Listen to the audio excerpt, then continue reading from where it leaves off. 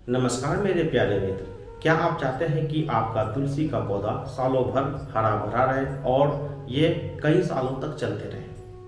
अगर बिल्कुल यही चाहत रखते हैं तो ये वीडियो आपके लिए बहुत ही काम के होने वाला है। इसमें मैं दोनों बात बताऊंगा कि जो आपके पहले से पॉट हैं उनमें आप क्या करें, और अगर आप रिपोर्ट करना चाहते हैं सिरेमिक या कोई छोटे पॉट में तो उसमें क्या करें। तो आप दोनों ही लोग इस वीडियो में बने रहें, आपको बहुत ज़बरदस्त आज जानकारी मिलने वाला है। ये रिपोर्ट पूरी तरह ये किसी रिसर्च रिपोर्ट को मैंने पढ़ा था और उसको मैंने अपने गार्डन में अप्लाई किया। अप्लाई करने के बाद जो रिजल्ट आया है उस रिजल्ट के बेसिस पे जो मेरा एक्सपीरियंस बना है वो आपके साथ में शेयर करना चाहता हूँ। तुलसी का पौधा जो है कि वो एक समर प्लांट है और ये आउटडोर प्लांट है। तो तुलसी के पौधे जो गर्मियों में ये अच्छे आपको पत्ते देंगे, लेकिन जाड़े में अगर ये जाड़े में एक्सपोज ज़्यादा हो जाता है, डायरेक्ट उस पर ओस गिर जाता है ना, या ज़्यादा ठंड लग जाती है, तो ऐसे में तुलसी के पत्ते जो है कि आपके वो थोड़े से येलो हो जाएंगे या कुछ झड़ना शुरू कर देंगे। तो तुलसी के पौधे को आपको जाड़े से बचाना है और इसे गर्मी में रखना है, धूप में रखना है।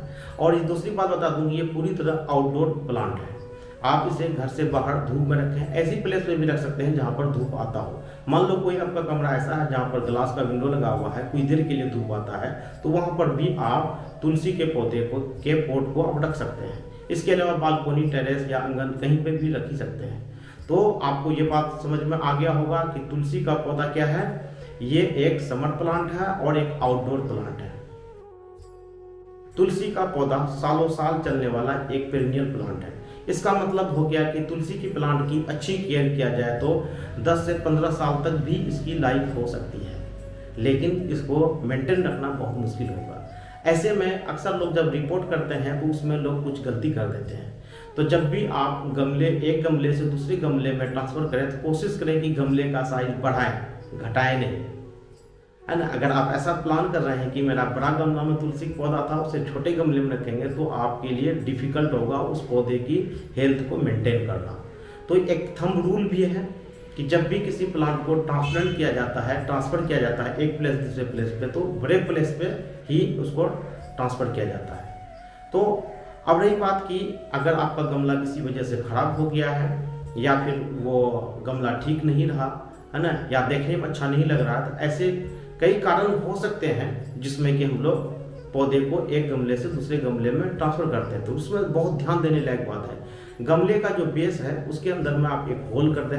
होल करने के बाद उसमें थोड़ी सी जो ब्लैक स्टोन है उसको डाल दें। उसके डालने से क्या होगा कि जो आपका तुलसी का रूट है वो डाउनवर्ड, कहने का मतलब वर्टिकली नीचे नहीं जाएगा। एक बात आपको बता देता हूँ बायोलॉजी के लिए, कोई प्लांट के रूट का नेचर होता है कि वो डार्क जो ब्लैक स्टोन होता है उससे वो दूर जाना चाहता है। तो इसीलिए बेस में अगर आप थोड़ी सी ब्लैक स्टोन डाल देंगे तो आपको डबल बेनिफिट होगा। पहला, रूट बहुत नीचे नहीं जाना चाहेगा। दूसरा कि उस पॉट को स्टेबिलिटी मिलेगा, हवा या कोई धक्का लग जाए तो वो पॉट गिरेगा नहीं। दूसरा, उसमें आप स्टोन डालने के बाद आप उसमें एक बालू की लेयर डाल दें, जिसको रेती बोलते हैं, जो बिल्डिंग कंस्ट्रक्शन में इस्तेमाल होता है, उसकी एक लेयर बना दें स्टोन के ऊपर में। उसके बाद जब मिट्टी तैयार करें तो उसमें बहुत ध्यान देने वाली बात है, आप जो है कि तुलसी के पौधे में चिकनी मिट्टी वो न डालें जो कि भीगने के बाद जब वो पेस्ट बन जाता है उसके बाद सूखने के बाद वो फट जाती है, उसी बोलते हैं चिकनी मिट्टी। पकड़ने से भी जो है ना काफ़ी वो स्लिपरी टाइप का फील होता है। ऐसी मिट्टी का उपयोग बिल्कुल ना करें। हाँ, आप कहेंगे कि मेरे इलाके में यही मिट्टी है तो मैं क्या करूँ। तो हाँ, अगर वही मिट्टी है तो उसमें थोड़ी सी सैंड मिला दीजिए 20%, ठीक है, तो उससे थोड़ा सा भुरभुरापन आ जाएगा। तो कभी भी याद रखिए कि तुलसी के पॉट में जब जमीन में डालते हैं तो अलग बात होती है, लेकिन पॉट में थोड़ा लिमिटेड जगह होती है तो वहाँ पे आपको न्यूट्रिएंट क्वालिटी सॉइल की अच्छी रखनी होगी। इसके लिए आपको 50% मिट्टी डालिए, बाकी 30 या 40% तक गोबर का यूज़ कीजिए।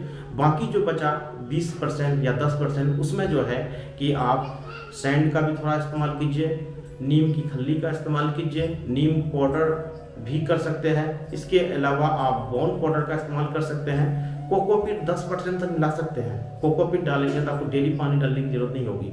इसकी अच्छी मिक्सचर बना करके पॉट में डाल दीजिए। पॉट में डालने के बाद तुरंत पौधे मत लगाइए उसमें पानी डाल करके उसको प्लास्टिक से कवर करके 4-5 दिन या 10 दिन तक छोड़ दें तो ज़्यादा अच्छा रहेगा।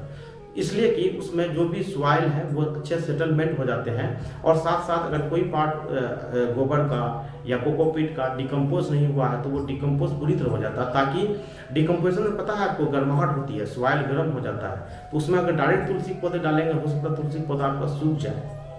तो इसलिए ध्यान रखना है आपको कि पहले उसमें आप अच्छे से मिट्टी डाल के पानी डाल के उसको कवर कर दें। 10 दिन के बाद आराम से खोलें और उसमें तुलसी के पौधे को आप लगा दें। लगाने के बाद आपको मिट्टी को अच्छे से दबा देना है और हल्की सी पानी डाल देना है। तुलसी के पौधे में आपको रेगुलर पानी डालना है। हाँ, ध्यान रखना है कि अक्सर जो लोगों से गलती होती है, अक्सर पूजा करते टाइम थोड़ा सा पानी डाल दिया, या कोई लोग भूल जाते हैं पानी डाला नहीं, और कोई लोग बहुत ज़्यादा बाल्टी भर के पानी डाल दिया। तो आपको सही मात्रा में पानी डालना है। आपको बता देता हूँ, जब भी आपको लगे कि तुलसी के जो गमले हैं उसके जो सॉइल अगर पूरी तरह सूख चुका है तो उसमें इतना पानी डालें कि जिससे कि पानी नीचे की तरफ से निकलना शुरू हो जाए। तो कहने का मतलब हुआ कि 1-2 लीटर पानी डालेंगे तो वो हो जाएगा। थोड़ा पानी डेली डालेंगे तो ऊपर वाला ही लेयर भीगेगा, उसके रूट तक पानी नहीं जा पाएगा, इससे भी हो जाएगा, उससे भी जो आपका तुलसी पौधा खराब हो जाएगा। अगर आप एक्सेस पानी डालेंगे तो क्या होगा कि ऐसे में भी तुलसी के पौधे में फंगस लग जाएंगे बहुत आसानी से, और तुलसी के पौधे का रूट आराम से खराब हो जाता है फंगस लगने के बाद, और पौधा आपका सूखना शुरू हो जाएगा, या उसके जो लीफ हैं, पत्ते हैं, वो येलो होना शुरू हो जाएगा। तो पानी डालने में भी आपको बहुत ध्यान रखना है।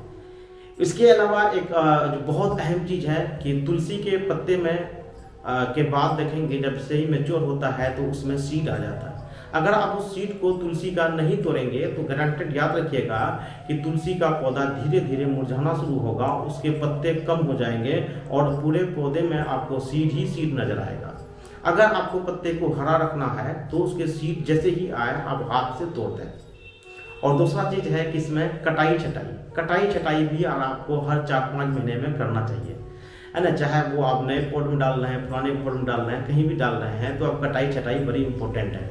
या अक्सर लोग डेली तोड़ते हैं खाने के लिए या चाय में डालने के लिए, तो उसके लीफ को अपर पार्ट को तोड़ें, है ना, और उसमें जो एक्स्ट्रा ब्रांच निकल गए हैं जिसकी वजह से प्लांट झुक जा रहे हैं या गिर जा रहे हैं तो उसको कट कर दें। अगर आपको ज़्यादा ब्रांचिंग चाहिए तो सारे लीफ को कट कर दीजिए, उससे आपको ज़्यादा ब्रांचिंग और पूरा गुच्छेदार जो अशोक ट्री की तरह होता है वो गुच्छेदार आपको तुलसी का पौधा मिलेगा। अगर आप उसमें कटिंग में कोई डिजाइन करना चाहते हैं तो डिजाइन भी कर सकते हैं।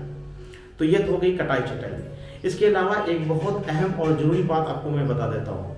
तुलसी के पौधे में आपको कोई भी फर्टिलाइजर डालने की ज़रूरत नहीं होती है, लेकिन आपको हर महीने या 1.5 महीने में आप उसकी जो गुड़ाई अच्छे से करें, गुड़ाई, है ना। आप अपने से गुड़ाई करने के बाद थोड़ा सा उसमें वर्मी कंपोस्ट हो गया, नीम की खल्ली हो गया, या नीम पाउडर हो गया, या बोन पाउडर हो गया, या कोकोपीट हो गया, या इन सभी का मिक्सचर बना करके थोड़ी सी उसमें डाल दें। इससे क्या होगा कि तुलसी के पौधे का जो न्यूट्रिएंट है वो पूरा हो जाएगा। अक्सर क्या होता है कि आप जब पानी डालते हैं तो पॉट में जो भी न्यूट्रिएंट होता है वो बाहर निकल जाता है, क्योंकि आपने बालू नीचे डाला है तो रेती डाला है तो उसकी वजह से कुछ रुक जाता है, लेकिन ज़्यादातर निकल जाता है। इसीलिए आपको जब भी पोट में तुलसी का पौधा लगाएं तो पूरी इसको भर कर नहीं लगाएं, कुछ उसमें स्पेस रखें ताकि इसमें जो आप बाद में मिट्टी डाल सकें। अब अगर पूरी तरह फिल कर दिया है तो कोई बात नहीं, वो ऊपर वाले लेयर की मिट्टी को बाहर निकाल दें, आप नई मिट्टी उसमें डाल दीजिए जो आपको बताया कि ये मिलाकर डालना है। तो इस तरह से क्या है कि आपके पौधे को न्यूट्रिएंट मिलता रहेगा। और सबसे आखिर में बता रहा हूँ, तुलसी के पत्तों में या उसके स्टेम या रूट में भी बीमारी होती है। तो यहाँ पे आपको बता दूं, तुलसी एक धार्मिक और मेडिसिनल प्लांट है। इसका हम लोग कंजम्पशन डेली करते हैं या डेली उसके सामने हम लोग पूजा के लिए जाते हैं। तो तुलसी के पौधे में बेहतर होगा कि किसी के टाइप का भी केमिकल का स्प्रे ना करें। अगर स्प्रे करेंगे तो कोई लीफ चबाता है या चाय में डालता है या पूजा करता है तो उसमें वो चीज़ जा सकता है, क्योंकि हमारी शर्त है ऑर्गेनिक, हमें कोई भी चीज़ लेना है ऑर्गेनिक लेना है। तो इसलिए जब भी उसमें स्प्रे करें, महीने 1-2 महीने भी जरूरत पड़ती है तुलसी के पौधे में स्प्रे करने का, तो उसमें नीम ऑयल का आप स्प्रे कर सकते हैं। अगर उसमें ज़्यादा इफेक्ट चाहिए तो किचन का जो बेकिंग पाउडर है वो हल्का सा नील ऑयल में या नील केक में मिला करके पानी में उसको स्प्रे कीजिए, तो उससे कोई भी इन्फेक्शन, कोई बीमारी नहीं होगी। और मैं सब लोगों को पहले भी कहता हूँ कि आप डिजीज होने के बाद इलाज करने से बेटर है कि पहले करें। आप जो है नीम के कुछ पत्ते को जब भी गुड़ाई करें तो उसके सॉइल में चारों तरफ थोड़ा सा डाल दें, तो उससे कभी भी ऐसे भी इन्फेक्शन नहीं होगा।